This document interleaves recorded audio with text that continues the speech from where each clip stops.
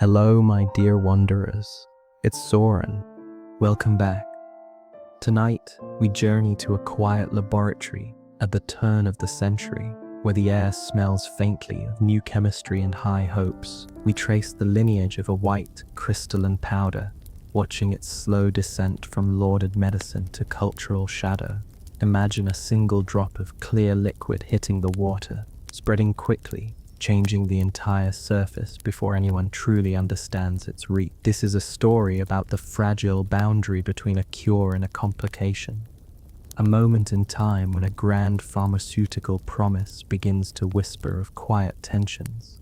Just beneath the surface, we are walking on a shoreline where the tide of medical progress is just about to pull back, revealing something unexpected and profound. So, before you close your eyes, take a moment to like the video and subscribe if this truly helped you unwind. Tell me where you're listening from and what time it is for you. Now dim the lights, take a deep breath, and let's drift into tonight's journey together. It's one of those things that, looking back, feels less like history and more like a gentle, slow-motion train wreck that everyone somehow cheered for as it approached. The story of heroin, or more formally diacetyl morphine, isn't a simple tale of criminal enterprise or back-alley deals, at least not at first. For a surprisingly long time, this was a perfectly respectable, even celebrated pharmaceutical product, birthed from the minds of serious scientists and sold by one of the world's most reputable chemical companies. It was, for a period, a drug of the elite, the educated, and the medically progressive. The whole thing begins, as so many interesting historical dramas do, with opium. We have to float back a bit, past the Victorians and into the deep past, where the poppy was already an ancient friend and foe. The resin of the opium poppy, Papaver somniferum, was known across the ancient world by Sumerians, Egyptians, Greeks, as a potent remedy for pain and sleeplessness. It was a good time for a headache or a minor illness. You just had to chew on some poppy gum or drink a potion steeped in it, and the world would gently slide away. Fast forward many centuries, and opium is still doing its job, but it's getting more refined. By the early 1800s, a German pharmacist's assistant named Friedrich Turner managed to isolate the primary active ingredient from opium. He didn't just get a little of the good stuff. He isolated a pure crystalline alkaloid, which was far more potent and predictable than the raw, messy resin. He called it morphine, after Morpheus, the Greek god of dreams, which seems a little on the nose, but accurate. Morphine was a game changer. It was the first time that an active drug had been purely isolated from a plant source. Suddenly, doctors had a powerful, measurable tool. Instead of wondering how much dream juice was in their opium tincture, they had a known quantity that could reliably shut down pain. But like any good invention, it came with a few nagging side effects. The pain relief was spectacular, but the side effects, namely, the intense dependence that developed with repeated use, were less charming. People loved the relief it offered, perhaps a little too much, and withdrawal was absolutely miserable. The introduction of the hypodermic needle in the mid-1800s complicated things further. Before the needle, morphine was taken orally, which was potent enough, but once physicians could inject the pure alkaloid directly into the bloodstream, the effect was immediate, overwhelming, and even more addictive. The American Civil War, in particular, created a vast population of men who had been treated with morphine for battlefield wounds and were now left with a lingering, intense attachment to the drug. This phenomenon was so common it was sometimes referred to as soldier's disease. This sets the stage for our main player. By the 1870s, the pharmaceutical industry, which was really just getting started in a big way, was buzzing with the promise of synthetic chemistry. The idea was simple and appealing. Take a known, useful, but flawed natural product and tweak its molecular structure in the lab. Keep the good stuff, the pain relief, and eliminate the bad stuff, the dependence and the uncomfortable side effects. It's the eternal promise of chemistry. Really, better living through tinkering. In 1874, an English chemist named C.R. Alder Wright, while working at St. Mary's Hospital Medical School in London, was trying to do just that. He was trying to figure out if he could modify the structure of morphine to make it safer by boiling morphine with acetic anhydride, a common industrial chemical. He created a new compound.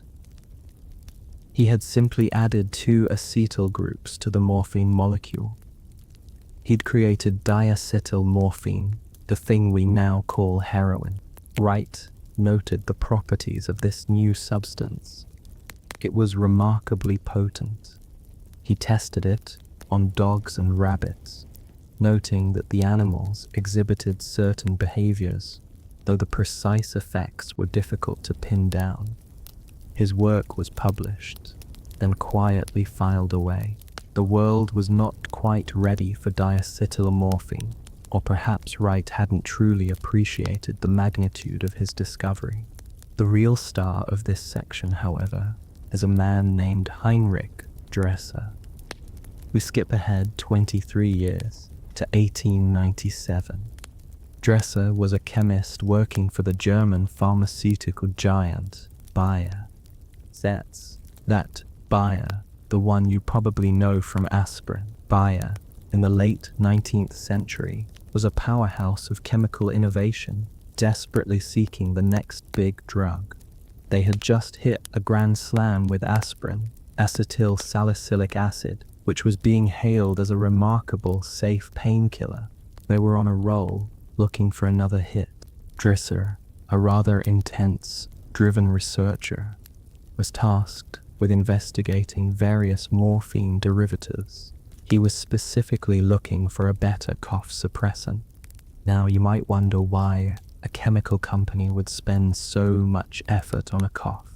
But coughs, especially chronic, lingering ones from tuberculosis or bronchitis, were a huge problem at the time, and a persistent cough could absolutely ruin your day, and sometimes your life. The traditional remedies were often opium or morphine, which worked beautifully to stop the spasm, but also, again, tended to leave the patient with a new and separate problem to deal with.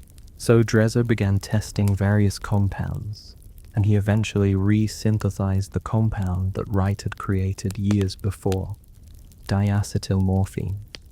Dresser's tests, conducted on animals and then on Bayer's own factory workers who had a bit of a cough, seemed to show something truly miraculous. The substance was an extremely effective cough suppressant and respiratory depressant. It seemed to have none of the nauseating side effects of codeine, and crucially, Dresser and his colleagues initially believed it was non-addictive. This belief, in hindsight, is where the gentle train wreck speeds up considerably.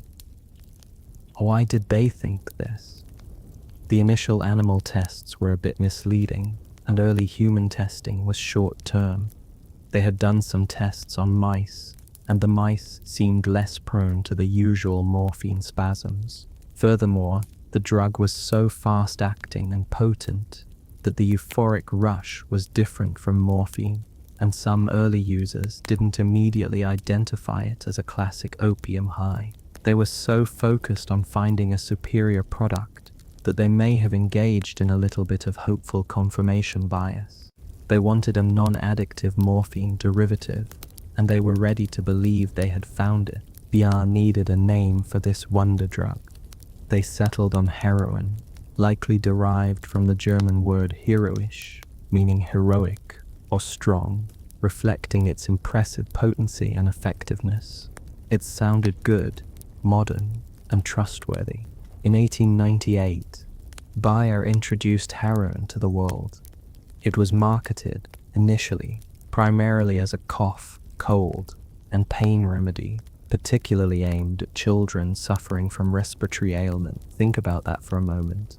One of the world's most infamously addictive substances, sold over the counter, specifically for coughs, and even for use in infants. The packaging was neat, and the name was clean and scientific. It was the epitome of progressive modern medicine. The marketing campaign was impressive, and the medical community embraced it. Physicians were tired of the complications of morphine and codeine, and here was a product from a reputable company with the scientific stamp of approval that seemed to solve all their problems. Doctors wrote articles praising it, and it appeared in medical journals across Europe and the United States. It was sold in various forms, as a powder, as an elixir, and even in tiny vials for injection, though initially Bayer pushed the oral route, as injections were seen as more of a specialist's task. For the first few years of the 20th century, heroin was everywhere. It wasn't just in pharmacies, it was in various patent medicines sold directly to the public. These were the wild, largely unregulated days of drug sales, where a bottle of soothing syrup might contain a remarkably high dose of opium, cocaine, or now heroin. It was an ingredient in the Victorian medicine cabinet, sitting right alongside the antiseptic and the bandages. It was viewed as the cure for morphine addiction. The idea was that you could wean someone off the harsh morphine using the gentle, non-addictive heroin. The irony there is so dense you could use it as a flotation device. The problem, of course, was that it wasn't non-addictive. In fact, due to the way it is metabolized by the body, it is even more rapid and intense in its action than morphine. Once heroin enters the bloodstream, it quickly crosses the blood-brain barrier, a protective filter, because the two added acetyl groups make it highly fat-soluble. Once across, the acetyl groups fall off, and it is converted back into morphine, but the rapid delivery into the brain makes the resulting effect much more profound and faster.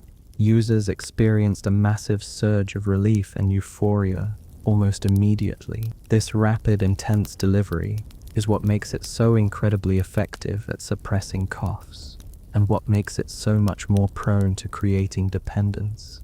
By about 1905, the whispers of a problem began to turn into shouts.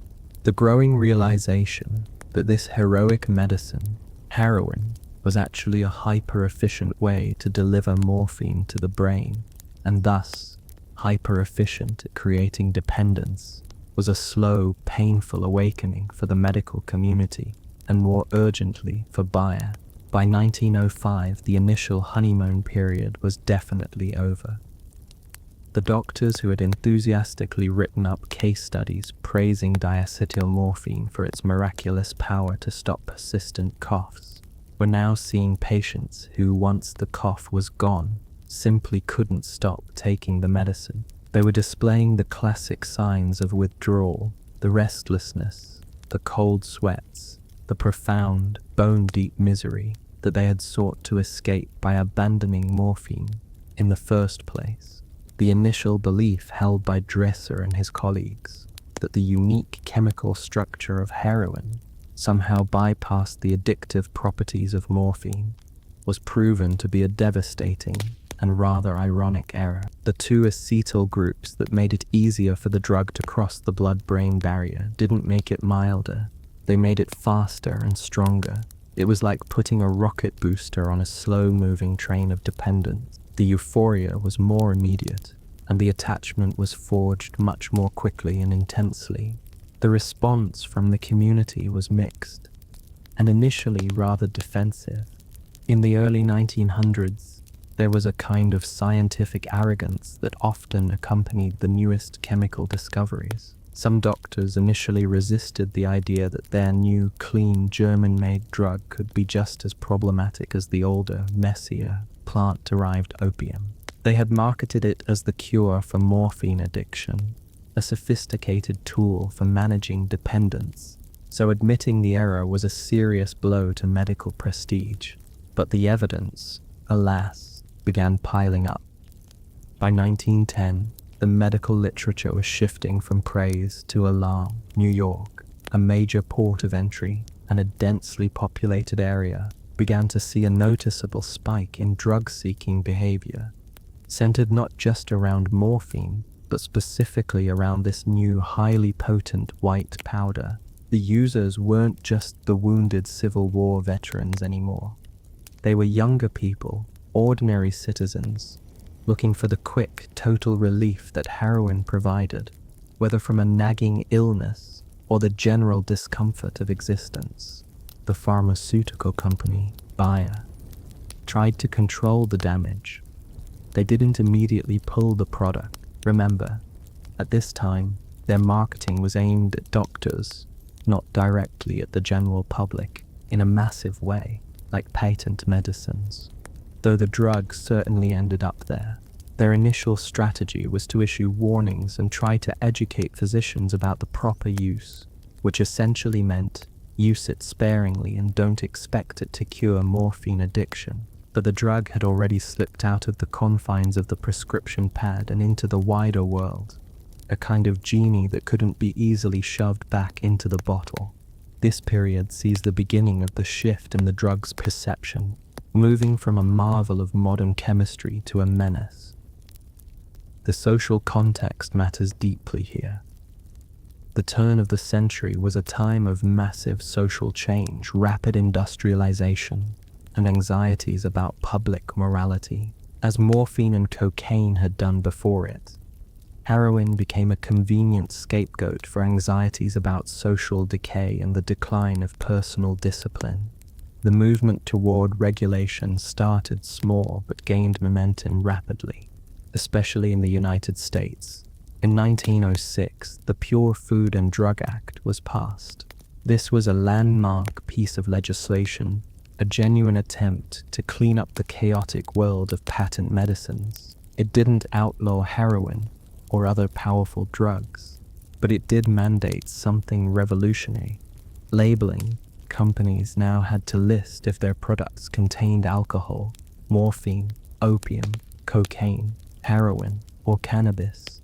Suddenly, consumers were able to see exactly what Smith's soothing cough elixir actually contained. The public perception began to shift as the true potency of these everyday remedies was revealed. The international movement was also gaining steam. The United States, particularly under President Theodore Roosevelt, was beginning to push for international drug control, largely fueled by concerns about opium use in the Philippines. After the Spanish-American War, this led to the International Opium Convention at The Hague in 1912. This was the first international treaty to attempt to control narcotic drugs. The convention didn't ban heroin outright, but it required signatory nations to enact laws to control the production, distribution, and use of opium, morphine, cocaine, and critically their derivatives, which included heroin. This was a clear signal that the international community recognized these substances as a problem that transcended national borders. It forced countries to move from laissez-faire commerce to genuine government oversight of drug flow. The United States responded to the international push with a decisive piece of domestic legislation, the Harrison Narcotics Tax Act of 1914. This act is one of the most important moments in the story of modern drug control. It wasn't explicitly an outright prohibition. Rather, it was ostensibly a tax law, under the authority of the Treasury Department, not the Department of Health, which is a key detail.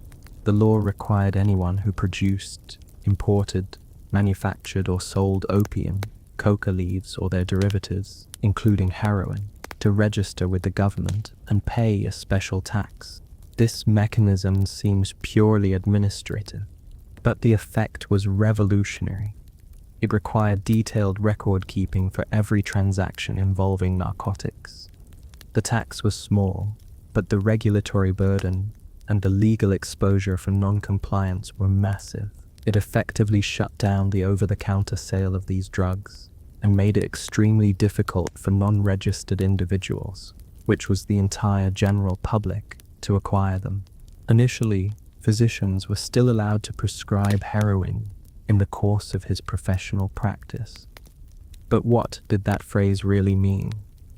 Could a doctor prescribe heroin to an already dependent patient simply to maintain their habit and prevent withdrawal? This became the central legal question. The medical community was divided. Some doctors felt it was their ethical duty to care for people dependent on the drug, even if that meant providing maintenance doses. Others felt that addiction was a moral failing, not a medical condition, and that prescribing the drug to an addict was simply enabling bad behavior. The Bureau of Internal Revenue, the arm of the Treasury Department tasked with enforcing the Harrison Act, took a very hard line. They argued that maintaining a patient's addiction was not a legitimate medical practice. They began arresting doctors who prescribed maintenance doses, viewing them essentially as illegal drug dealers. A series of Supreme Court cases in the 1919-1920 period solidified the Bureau's interpretation. The courts ruled that prescribing narcotics merely to keep an addict comfortable was not a legitimate medical practice under the law. This legal interpretation had a profound and immediate effect on the treatment of addiction. Heroin, once a common cough remedy, was essentially pushed out of the legitimate practice of medicine in the United States. Addicts could no longer rely on their doctors for their supply, and the concept of addiction treatment in the modern sense essentially disappeared from the mainstream medical practice. The result was a vast, overnight, underground market. People who were dependent on heroin, and there were tens of thousands of them, had their legal supply cut off. The demand didn't vanish. It simply shifted from the pharmacy counter to the burgeoning illicit trade. The heroic medicine had officially become the illegal drug, and the tragedy of its initial flawed promise was only just beginning to unfold in the dark alleys and back rooms of the modern city. The unintended consequences of a rushed scientific discovery and a poorly implemented tax law were now playing out on a national scale. The decade following the Harrison Narcotics Tax Act of 1914 was one of unintentional but profound social transformation in the United States, specifically concerning drug use. What had been a legitimate, if problematic, medical product began its metamorphosis into a highly stigmatized, utterly illegal substance. This transformation was largely driven by the aggressive interpretation of the law by the Bureau of Internal Revenue, the precursor to the modern IRS, which viewed the maintenance of an addiction not as a medical necessity but as a crime. The consequence was stark and immediate. Clinics that had sprung up, offering a regulated supply of heroin to dependent individuals, an early, flawed version of what we now call maintenance treatment, were shut down.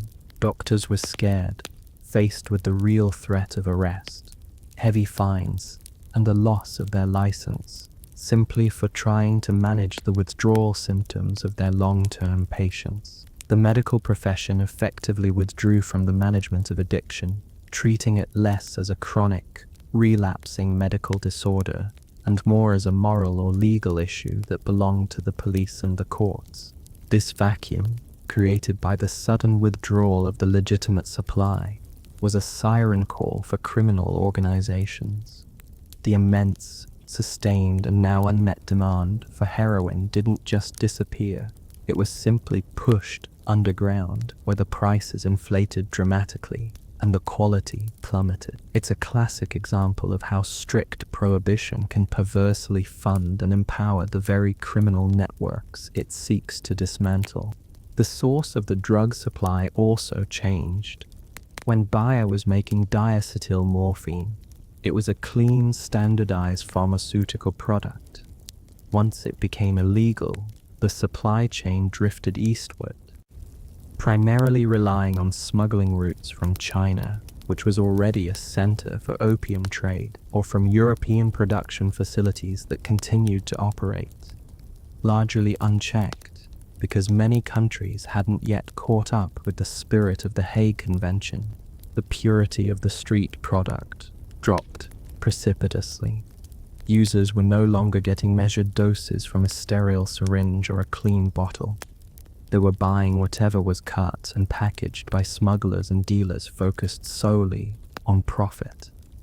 This led to a huge increase in health complications. People didn't just suffer from dependence, they suffered from infections, abscesses, and the direct toxic effects of whatever cheap substance, lactose, quinine, flour, the drug was mixed with to stretch the supply. This change in context also fundamentally altered the demographics of drug use. Prior to 1914, dependency issues spanned class lines.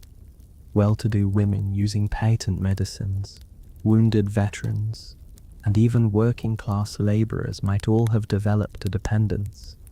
Post-1914, however, the intense criminalization and the need for access to the risky, expensive black market began to push heroin use toward the margins of society into poor, segregated urban areas, where law enforcement oversight was often harsher and where poverty naturally drove a need for escape.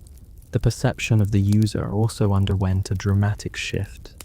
The soldier's disease, or the middle-class woman struggling with a patent medicine dependency, faded from the public consciousness. They were replaced by the figure of the dope fiend, a term dripping with moral judgment and often racialized fear. Addiction was no longer a tragic side effect of a doctor's prescription. It was evidence of depravity and a dangerous threat to public order. The media played a significant role in this, sensationalizing crimes committed by people seeking money to feed their habit, further solidifying the link between drug use and criminality. In the 1920s and 30s, the enforcement arm of the US government became more sophisticated. The Federal Bureau of Narcotics, FBN, was created in 1930, headed by a very influential and determined man named Harry J. Anslinger. Anslinger was a relentless advocate for total prohibition and harsh criminal penalties.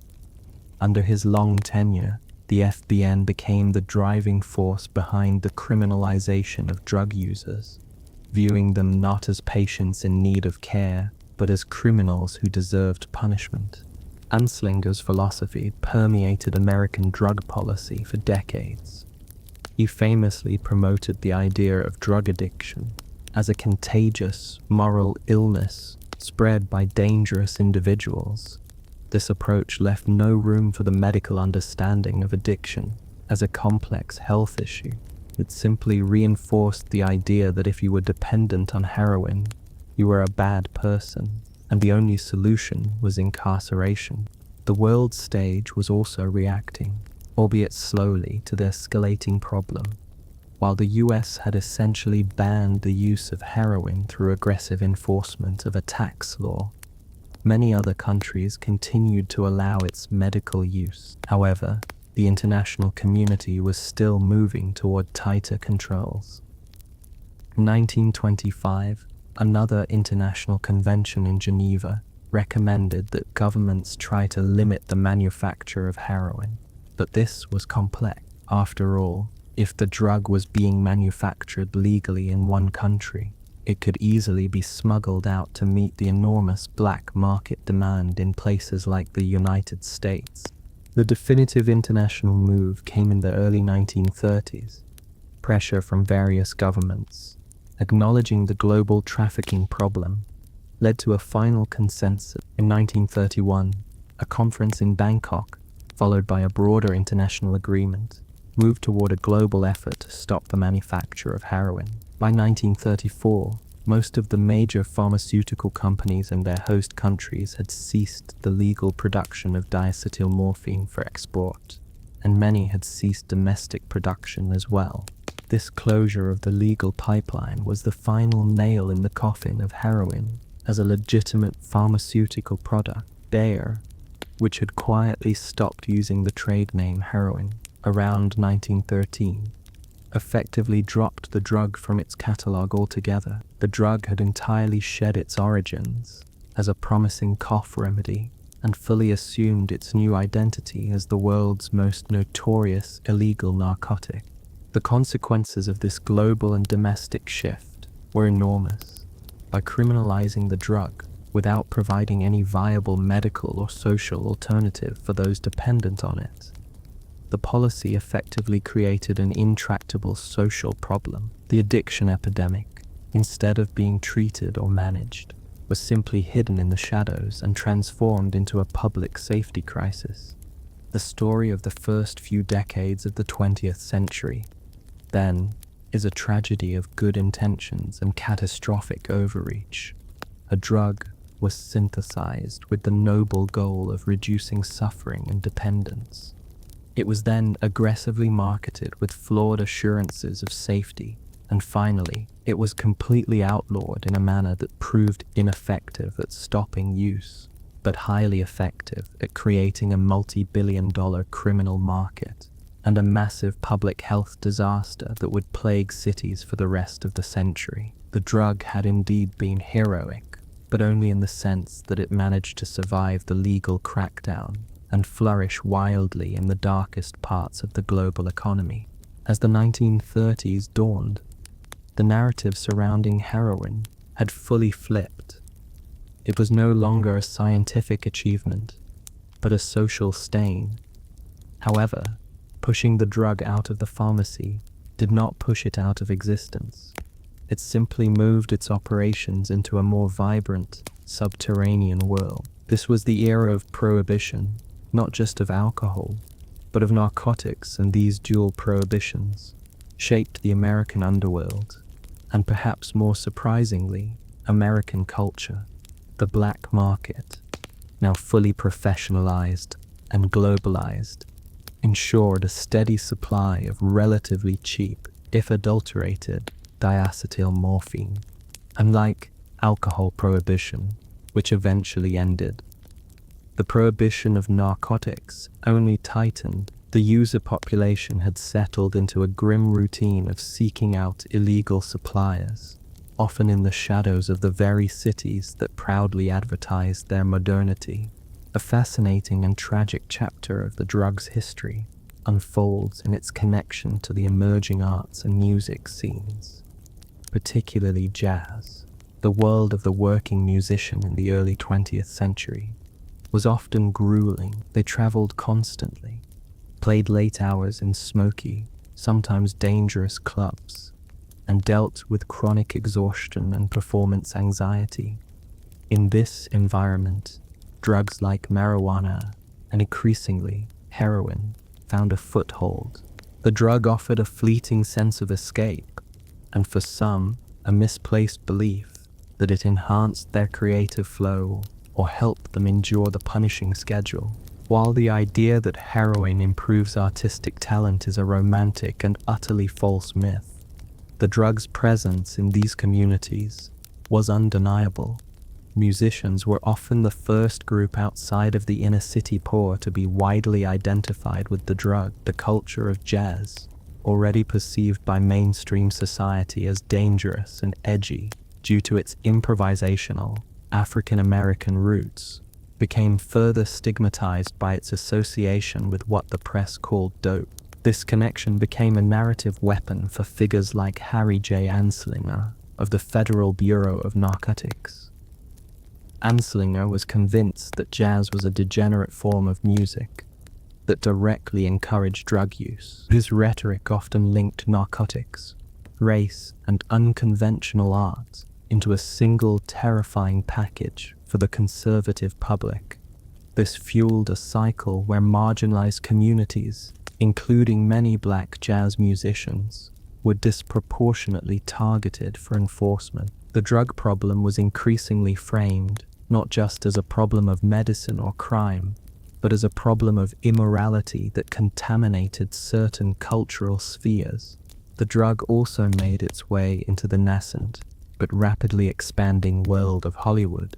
As the film industry matured, the pressures of fame, the intensity of creative work, and the sheer excess of the burgeoning celebrity lifestyle made certain figures vulnerable.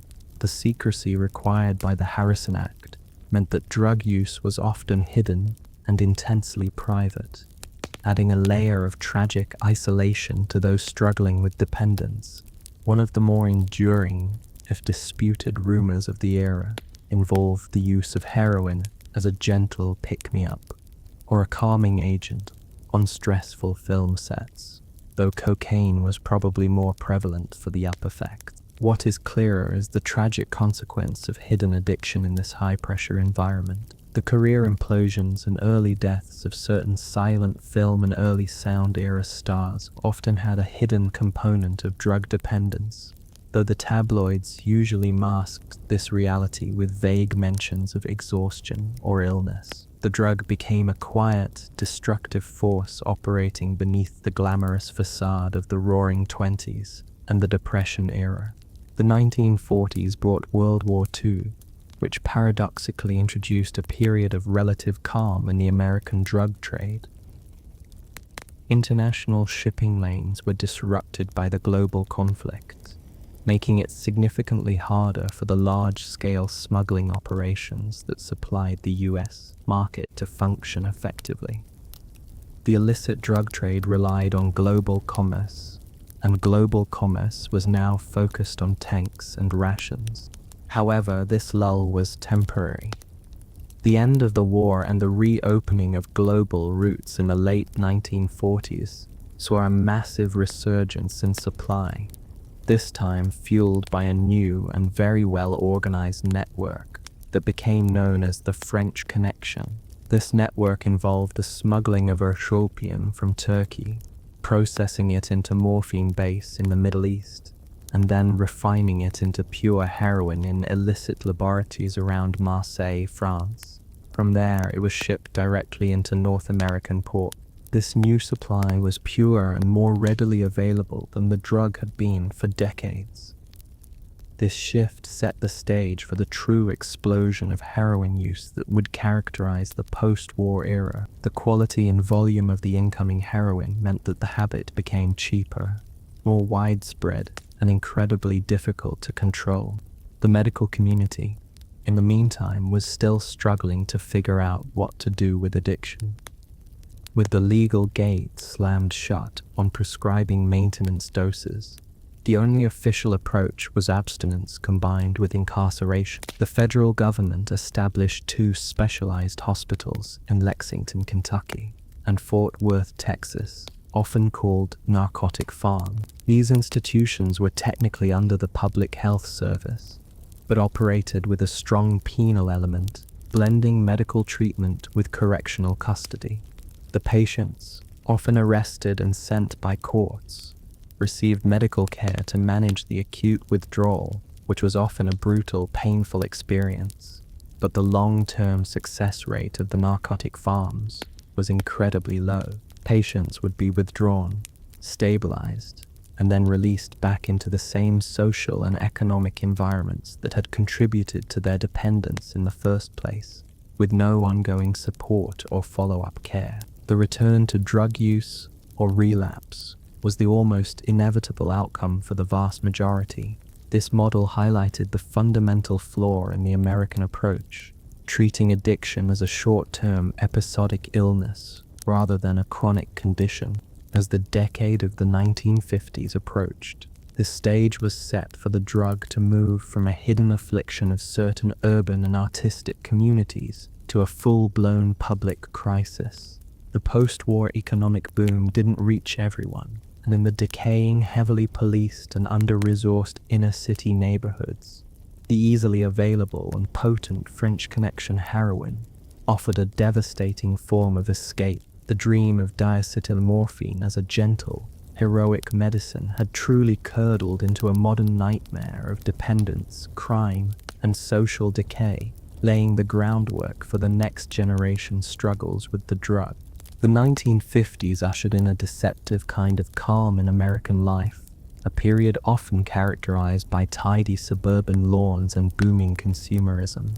But beneath the surface of this perceived tranquility, the problem of heroin dependency was solidifying its hold, particularly in the core of major American cities. The supply, which had been choked off during the war, returned with a vengeance, higher in purity and volume than before, thanks to the well-oiled machinery of the French Connection.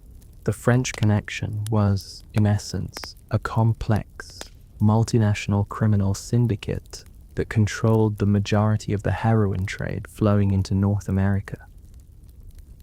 It started with raw opium grown legally, or semi-legally, in Turkey. The Turkish farmers sold their crop, which was then moved through a series of hands to clandestine processing labs, mostly located in and around Marseille on the southern coast of France. Marseille was a perfect hub, a large port city with a history of organized crime and a sophisticated chemical industry that could provide the precursors and expertise needed to convert morphine base into high-purity diacetylmorphine. From Marseille, the refined heroin was cleverly concealed and smuggled across the Atlantic. A preferred method was hiding it on merchant ships, often using the legitimate French shipping industry to unknowingly transport their illicit cargo. Once it arrived in the US, typically through New York, the drug was passed through various layers of organized crime, who then cut the potent powder with diluents like quinine or sugar to maximize profits before it reached the street-level user. This high-volume, high-purity supply chain dramatically increased the accessibility of heroin, driving down the street price and enabling the addiction crisis to explode in neighborhoods already struggling with poverty and a lack of opportunity. The impact was especially acute in places like Harlem in New York and the south side of Chicago. The drug became a symbol of urban decay, and the dependent user became the face of a societal failure to integrate and support its most vulnerable citizens. In this decade, the term junkie became common parlance, a dehumanizing label that further solidified the idea that drug users were entirely outside the moral framework of society. The enforcement strategies, largely dictated by Harry Anslinger and the Federal Bureau of Narcotics, remained stubbornly focused on suppression and criminalization. The goal was to arrest dealers and users, not to treat dependence as a public health matter. The policy was simple: arrest them all, lock them up, and the problem will vanish. Predictably, the problem did not vanish. Jails and prisons began to swell with people whose primary offense was drug possession or petty crime committed to fund their habit. The social cost was enormous, tearing apart families and draining community resources, all while the criminal syndicates made spectacular profits. The cycle was vicious. Poverty led to dependence, which led to crime, which led to incarceration, which provided zero help for the underlying dependence, leading to inevitable relapse upon release. The medical establishment, cowed by the legal precedent of the Harrison Acts, remained largely absent from the scene. There were tiny pockets of resistance, mostly academic researchers and a few brave physicians who argued that addiction was a chronic illness, a disease, and not a crime. But their voices were drowned out by the powerful, prohibitionist chorus of the thespian and the sensationalist media. One of the few attempts at a different approach involved the work of Dr. Vincent Dole and Dr. Miri Niswander in the 1960s. They began to experiment with a synthetic opioid called methadone. Methadone was developed in Germany during World War II and was known to be long-acting. Dole and Niswander found that when given orally in a controlled therapeutic setting, methadone could stabilize dependent individuals, preventing the intense cravings and withdrawal symptoms that drove criminal behavior, without producing the intense rush associated with injected heroin. The introduction of methadone maintenance treatment (MMT) was revolutionary, but also immediately controversial.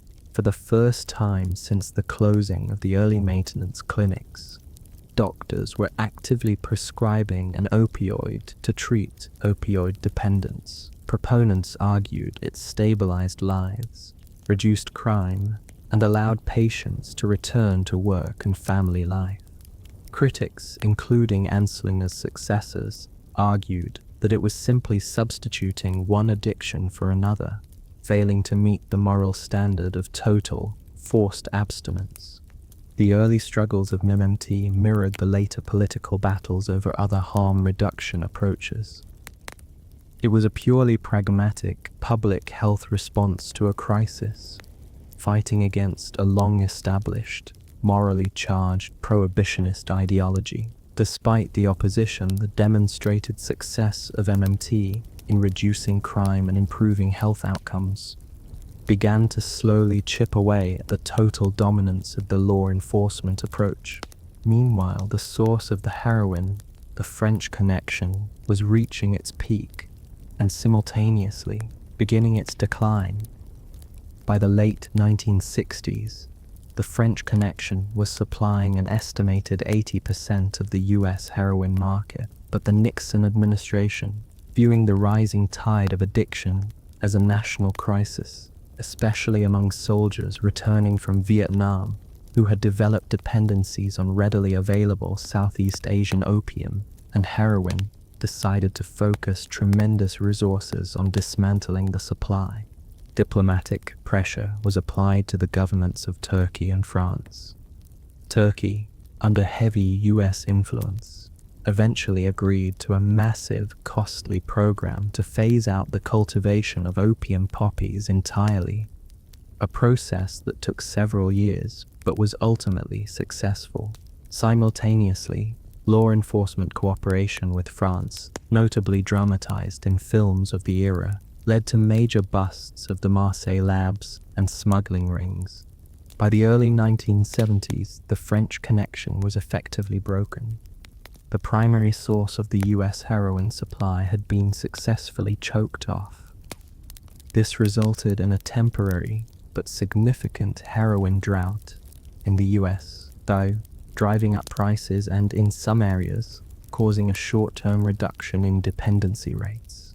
However, the story of heroin is never just about one source. The supply vacuum, as always, merely shifted the geography of the drug trade, setting the stage for the next major source to rise in prominence and fill the seemingly endless demand. The successful dismantling of the French Connection in the early 1970s did exactly what international law enforcement hoped it would do. It temporarily cut the main artery of heroin supply into the United States. This victory, however, was immediately overshadowed by the geographic shift in production. The demand for the drug, fueled by decades of sustained dependence, remained constant, and criminal enterprises, like water finding a new path, simply sought out alternative, more reliable sources of raw opium. The focus of global illicit opium production swiftly moved to Southeast Asia, specifically an area that became internationally infamous as the Golden Triangle. This region, encompassing the mountainous border areas of Thailand, Laos, and Myanmar, Burma, offered several advantages to drug traffickers. Remote, largely ungoverned territory, ideal climate for poppy cultivation, and a local population, often ethnic minority groups, who relied on the crop for cash income in the absence of other viable economies. The drug coming from the Golden Triangle was often refined in rudimentary labs closer to the source and initially supplied the markets in Asia and Australia. However, as the American and European markets dried up following the French Connection busts, the Southeast Asian cartels aggressively moved in to fill the vacuum. This new supply was often quite pure, initially causing problems for users who were accustomed to the heavily diluted street product and inadvertently overdosed. The shift in source geography also coincided with the end of the Vietnam War. The American military presence in Southeast Asia had inadvertently exposed a large population of young American men to easily available and relatively cheap heroin in places like Saigon and Bangkok. Many soldiers returned home struggling with dependencies that had been easily acquired overseas. bringing the issue of addiction squarely into the national consciousness in a way that couldn't be ignored as a mere inner-city problem. President Richard Nixon declared a war on drugs in 1971, elevating the fight against narcotics to a major national policy priority. This marked a further and irreversible shift in the government's approach, moving away from even the limited public health perspective of the past and cementing the issue as a military and criminal justice concern. The focus remained overwhelmingly on interdiction, stopping the flow of drugs, and punishment. Despite the highly militarized approach of the war on drugs, the fundamental issue remained unresolved. The demand in the United States was relentless. The economic engine of the illegal drug trade was too powerful to be stopped by merely shifting the location of the supply, and the Golden Triangle, while a dominant force, soon faced a competitor. The 1980s saw the rise of the second major geographical shift in the heroin trade, Mexico. Prior to this, Mexico had been a marginal source of opium, often producing a crude brown or black tar opium known as black tar heroin. However, Mexican drug trafficking organizations began to streamline their operations, cultivating massive poppy fields and improving their processing and smuggling routes. Black tar heroin was fundamentally different from the white or beige powders supplied by the French Connection or the Golden Triangle. It was a sticky, dark, poorly refined product that was often diluted with household additives. Its relative crudeness meant that it was difficult to inject intravenously, initially leading users to smoke or snort it. However, it was exceptionally cheap to produce and could be easily smuggled across the long, porous US-Mexico border. This made it the dominant form of heroin in the western and southwestern US.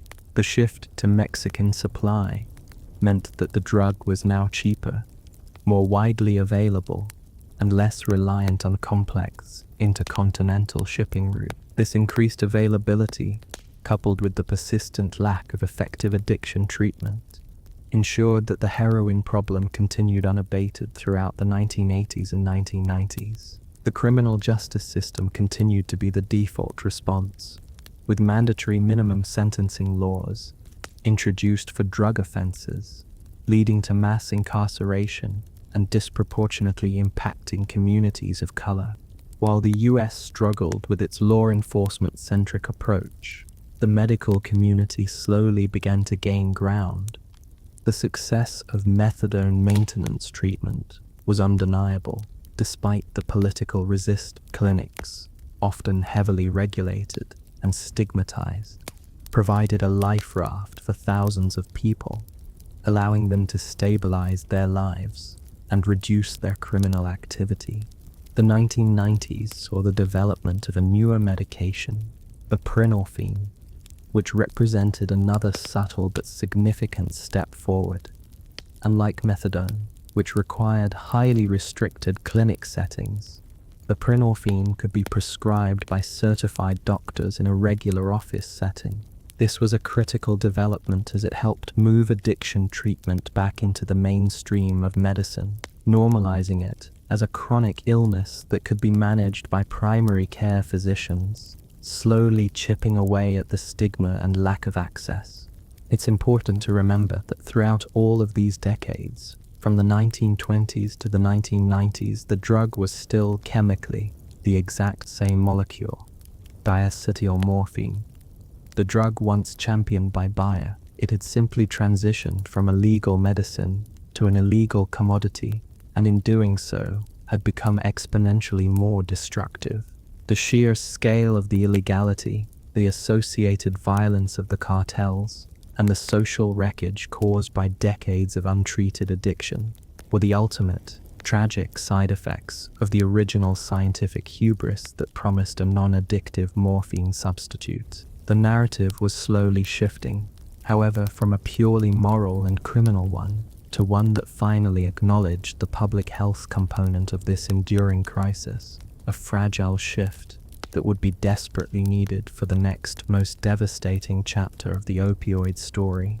The story of heroin takes a profoundly strange and tragic turn as the 21st century approaches, illustrating how decades of strict, punitive drug policy can inadvertently create the perfect conditions for a new, even wider-reaching addiction crisis. For years, policymakers had focused almost exclusively on stopping the flow of illicit narcotics, like diacetylmorphine, from distant foreign shores. The Golden Triangle, Mexico, the old French Connection, they had been looking outward, while the next major wave of the opioid epidemic was being incubated right here, in pharmaceutical laboratories and doctors' offices across the United States. This new crisis was rooted in the aggressive marketing and overprescription of powerful opioid pain medications, particularly one specific drug that arrived on the market in the mid-1990s. OxyContin. This was not heroin, but it was chemically related, a strong, semi-synthetic opioid designed to treat moderate to severe pain. The key feature of OxyContin was its time-release mechanism, which was supposed to dispense the drug slowly over 12 hours, providing steady pain relief and, crucially, making it less likely to be abused. The company that produced it, Purdue Pharma, launched an unprecedented and highly effective marketing campaign.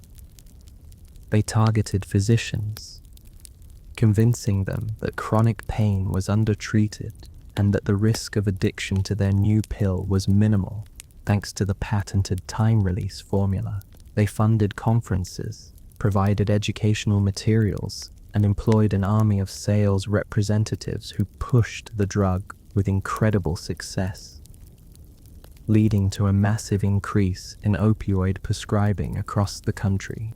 This campaign convinced doctors that the risk of addiction was less than 1%, and opioids were used for legitimate pain, a statistic that was deeply misleading and lacked solid evidence. Prescriptions for OxyContin and other strong opioids skyrocketed. What followed was a generation of Americans, many from suburban and rural areas who had never encountered illicit narcotics, who developed a dependence on these perfectly legal, doctor-prescribed pills. The problems began almost immediately.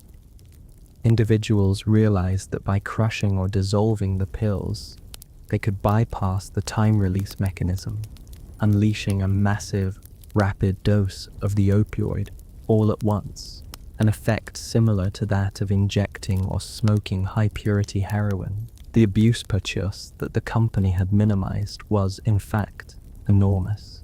As the abuse epidemic grew, authorities finally started to crack down on the pill mills and overprescribing. Law enforcement and regulators began restricting access to these prescription opioids, changing prescribing guidelines, and eventually forcing the manufacturer to reformulate OxyContin in the early 2010s to make it much harder to crush and abuse. The crackdown was absolutely necessary to stop the hemorrhaging of prescription abuse, but it created an entirely new, devastating unintended consequence.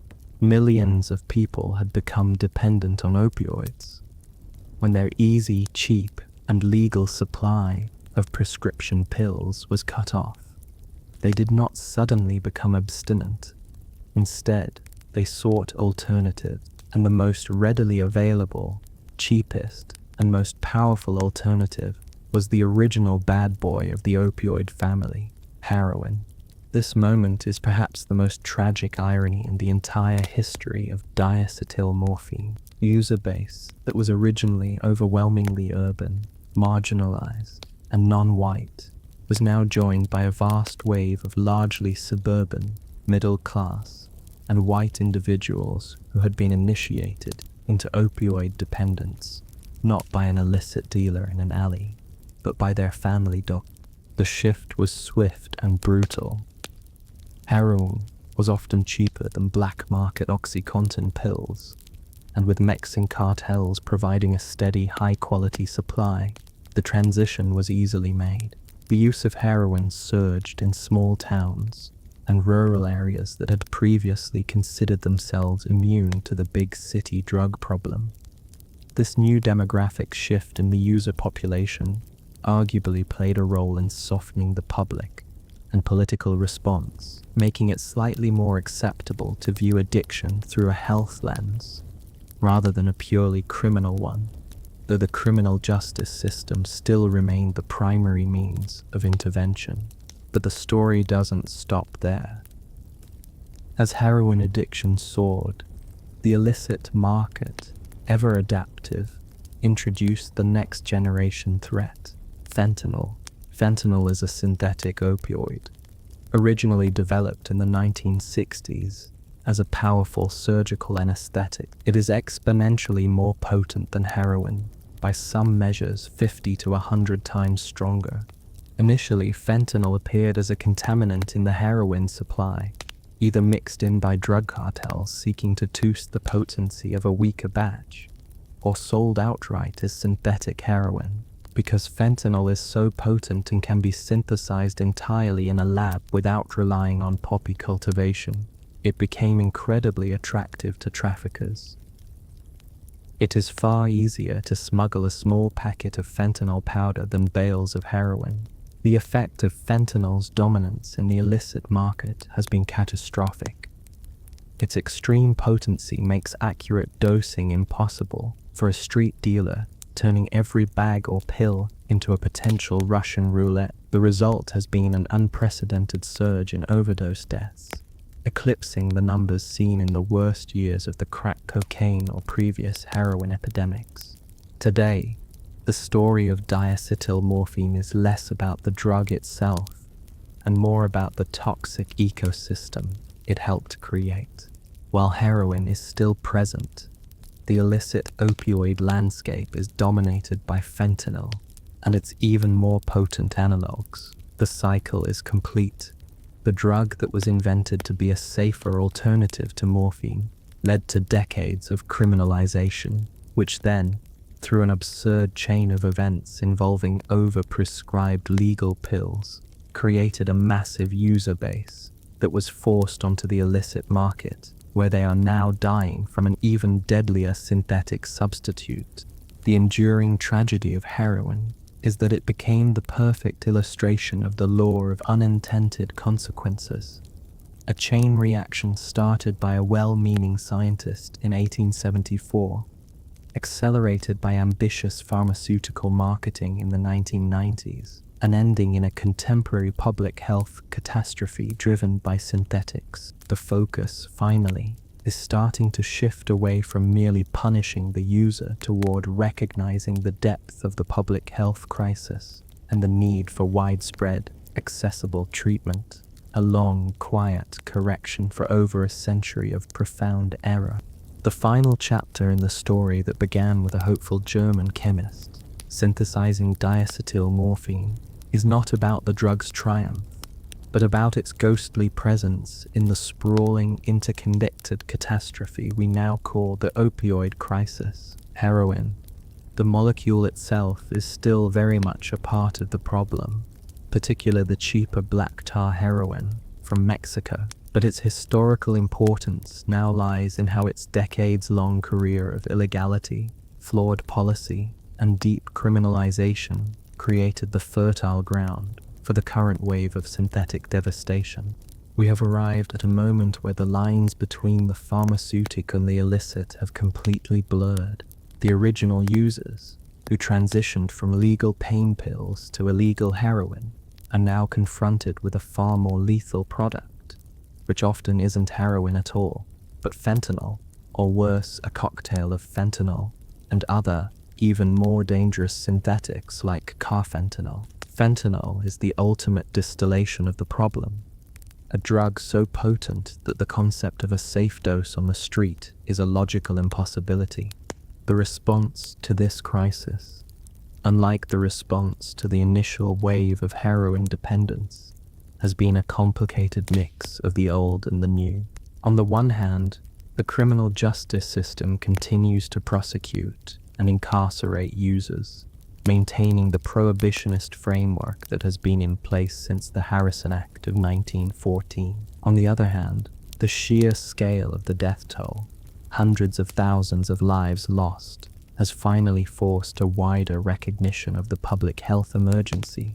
This recognition has led to a much-needed, if belated, return to harm reduction strategies. The very ideas that were stamped out in the early 20th century, the widespread distribution of Nazocon or Narcan, a drug that can rapidly reverse an opioid overdose, is perhaps the most visible sign of this shift. Giving a drug to prevent death from another drug is a purely pragmatic, life-saving measure that prioritizes immediate survival over moral judgment. This would have been unthinkable under the reign of the Federal Bureau of Narcotics. Similarly, the slow, agonizing acceptance of medication-assisted treatment, MATI, using drugs like methadone and buprenorphine, has finally moved from the margins toward the mainstream of addiction care. These medications, which manage withdrawal symptoms and reduce cravings, are a direct echo of the short-lived, legally squashed maintenance clinics of the 1910s and 1920s. It has taken a century and a massive death toll to prove that providing a stable, regulated dose of a medically approved opioid is often the most effective path towards stability and recovery for someone with severe opioid use disorder. The economics of the trade also tell a grim tale of evolution. The days of large, visible poppy fields in Turkey, or the Golden Triangle supplying the bulk of the US market, are largely over. The modern illegal opioid trade is driven by synthetics primarily manufactured in clandestine labs using precursors often sourced from China, and then trafficked by Mexican cartels. This shift has made interdiction at the border even more challenging, as a smaller, easier-to-hide package of fentanyl holds the street value of a warehouse full of poppy-derived heroin. The story of the heroic medicine is ultimately a textbook lesson in the complex relationship between science, commerce, and human nature. The creation of a potent, fast-acting drug for coughs and pain, marketed without adequate safety oversight, sowed the first seeds, the decision to criminalize the drug and stigmatize the user instead of treating the resulting dependence, watered those seeds for a century, creating a massive, highly profitable, and entirely unregulated black market.